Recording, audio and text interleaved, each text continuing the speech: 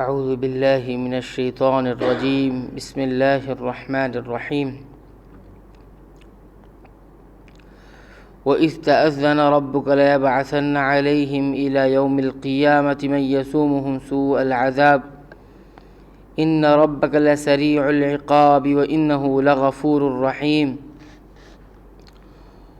اور وہ وقت یاد کرنا چاہیے کہ جب آپ کے رب نے یہ بات بتلا دی کہ وہ ان یہود پر قیامت تک ایسے شخص کو ضرور مسلط کرتا رہے گا جو ان کو سزائے شدید کی تکلیف پہنچاتا رہے گا۔ بلا شبہ آپ کا رب جلدی ہی سزا دیتا ہے اور بلا شبہ وہ واقعی بڑی مغفرت اور بڑی رحمت والا ہے۔ یعنی وہ وقت بھی یاد کرو جب آپ کے رب نے ان یہودیوں کو اچھی طرح باخبر کر دیا یا جتلا دیا تھا۔ یعنی قسم کھا کر نہایت تاکید کے ساتھ اللہ تعالیٰ فرما رہا ہے کہ وہ ان پر قیامت تک ایسے لوگوں کو مسلط کرتا رہے گا جو ان کو سخت عذاب میں مبتلا رکھیں گے۔ چنانچہ یہودیوں کی پوری تاریخ اس ذلت اور مسکنت اور غلامی اور محکومی کی تاریخ ہے جس کی خبر اللہ تعالیٰ نے اس آیت میں دی ہے۔ اسرائیل کی موجودہ حکومت قرآن کی بیان کردہ اس حقیقت کے خلاف نہیں ہے، اس لیے کہ وہ قرآن ہی کے بیان کردہ استثناء و حبل من الناس کی مظہر ہے جو قرآنی حقیقت کے خلاف نہیں بلکہ اس کی تائید ہے۔ یعنی اگر ان میں سے کوئی توبہ کر کے مسلمان ہو جائے تو وہ ذلت و رسوائی سے بچ جائے گا۔ وَقَطَّعْنَاهُمْ فِي الْأَرْضِ أُمَمًا مِنْهُمُ الصَّالِحُونَ وَمِنْهُمْ دُونَ ذَلِكَ وَبَلَوْنَاهُمْ بِالْحَسَنَاتِ وَالسَّيِّئَاتِ لَعَلَّهُمْ يَرْجِعُونَ۔ اور ہم نے دنیا میں ان کی مختلف جماعتیں کر دیں، بعض ان میں نیک تھے اور بعض ان میں اور طرح کے تھے، اور ہم ان کو خوشحالیوں اور بدحالیوں سے آزماتے رہے، شاید باز آ جائیں۔ اس آیت میں یہود کے مختلف گروہ میں بٹ جانے، ان میں سے بعض کے نیک ہونے کا ذکر ہے اور ان دونوں طریقوں سے آزمائے جانے کا بیان ہے کہ شاید وہ اپنی حرکتوں سے باز آ جائیں اور اللہ کی طرف رجوع کریں۔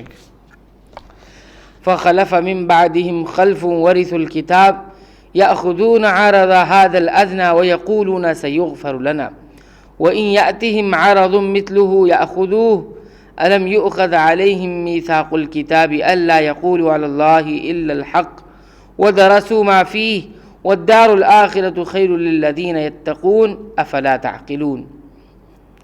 پھر ان کے بعد ایسے لوگ ان کے جانشین ہوئے کہ کتاب کو ان سے حاصل کیا، وہ اس دنیا فانی کا مال متاع لے لیتے ہیں اور کہتے ہیں ہماری ضرور مغفرت ہو جائے گی، حالانکہ اگر ان کے پاس ویسا ہی مال متاع آنے لگے تو اس کو بھی لے لیں گے۔ کیا ان سے اس کتاب کے اس مضمون کا عہد نہیں لیا گیا کہ اللہ کی طرف سے بجز حق بات کی اور کسی بات کی نسبت نہ کرے، اور انہوں نے اس کتاب میں جو کچھ تھا اس کو پڑھ لیا، اور آخرت والا گھر ان لوگوں کے لیے بہتر ہے جو تقوی رکھتے ہیں، پھر کیا تم نہیں سمجھتے؟ خلف لام پر فتح کے ساتھ اولاد صالح نیک اولاد کو، اور خلف لام کے سکون جزم کے ساتھ نالائق اولاد کو کہتے ہیں۔ صرف حرکت کا فرق ہے، اگر خلف بولیں گے تو بعد میں آنے والی اچھی اولاد، اور خلف بولیں گے تو بعد میں آنے والی جو ہے بگڑی ہوئی اولاد ہے۔ اردو میں بھی ناخلف کی ترکیب نالائق اولاد کے معنی میں استعمال ہے۔ ادنا یہ دونوں قریب سے ماخوذ ہے، یعنی قریب کا مال حاصل کرتے ہیں جس سے دنیا مراد ہے، یا یہ دناءت سے ماخوذ ہے جس سے مراد حقیر گرا پڑا مال ہے۔ مطلب دونوں سے اس دنیا کے مال و متاع کے حرص کی وضاحت ہے۔ یعنی طالب دنیا، یعنی دنیا کا طالب ہونے کے باوجود مغفرت کی امید رکھتے ہیں، جیسے آج کل کے مسلمانوں کا بھی حال ہے۔ اس کے باوجود وہ اللہ کی طرف جھوٹی باتیں منسوب کرنے سے باز نہیں آتے، مثلا وہی مغفرت کی بات جو اوپر گزر چکی۔ اس کا ایک دوسرا مفہوم بھی ہو سکتا ہے، جیسے درست الریح الآثار، ہوا نے نشانات مٹا ڈالے، یعنی کتابوں کی باتوں کو مٹا ڈالا، محو کر دیا، یعنی ان پر عمل ترک کر دیا۔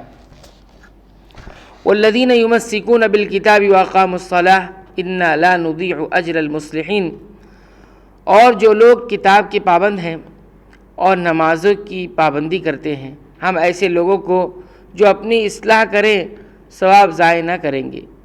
ان لوگوں میں سے جو تقوی کا راستہ اختیار کر لیں، کتاب کو مضبوطی سے تھام لیں، جس سے مراد تورات ہے، اور جس پر عمل کرتے ہوئے نبوت محمدی پر ایمان لے آئے، نماز وغیرہ کی پابندی کرے، تو اللہ ایسے مصلحین کا اجر ضائع نہیں کرے گا۔ اس میں ان اہل کتاب کا ذکر ہے جو تقوی، تمسک یا کتاب اور اقامت صلاۃ کا اہتمام کریں، اور ان کے لیے آخرت کی خوشخبری ہے۔ اس کا مطلب یہ ہے کہ وہ مسلمان ہو جائیں اور رسالت محمدیہ پر ایمان لے آئیں، کیونکہ اب پیغمبر آخر الزماں حضرت محمد مصطفیٰ صلی اللہ علیہ وسلم پر ایمان لائے بغیر نجات اخروی ممکن نہیں۔ اللہ تعالیٰ سے دعا ہے کہ رب العالمین تو ہمیں قرآن حکیم کی پابندی سے تلاوت کی توفیق عنایت فرما، اس کے معانی پر غور کرنے کی توفیق عنایت فرما، اس کے مطابق زندگی گزارنے کی توفیق عنایت فرما، آمین۔